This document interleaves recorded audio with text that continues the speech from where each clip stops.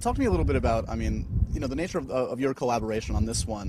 When I talked to you on the phone a couple weeks ago, Danny, I mean, like, you talked about how, you're shooting, as we said, in very confined spaces, not much of a crew, I would think, at certain points where it's either you, camera guy, and you, maybe 3 people. Does that necessitate a different kind of a relationship between director and actor in this one? Yeah, and even more so, I think, actor and cameraman.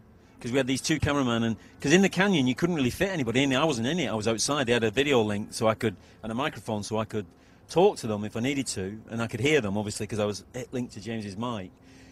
But there was only room for a cameraman in there as well, and they had to work out a vocabulary themselves. And we ended up doing these very long takes, and then we'd use little snatches of them in the film, which make it feel very kind of vibrant. You only get bits of it, but he'd have to go through like the whole process of trying to rig that. But the rig a pulley one-handed is really tough. And it wasn't like we'd stop and say, OK, props, can you just come and rig the pulley for James here? And while James relaxes, he had to rig the pulley. And there was a couple of times where he was like, it was really tough to do one-handed. Like, a little help here for a second. Here's the process. Here's what happened is, like, you could write, OK, he tries to tie the pulley and then gets frustrated. And you could do that moment.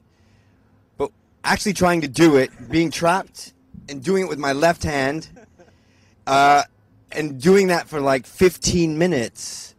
I remember yelling out a couple times, like, F, and it wasn't, that was like the character and me blurring at that moment. And for me, that really showed how parts of the way we approach this performance are, I guess you could say, authentic on a real level, or blurring the line between acting and like experiencing, or putting yourself in, just giving yourself physical tasks and trying to really complete them in a way.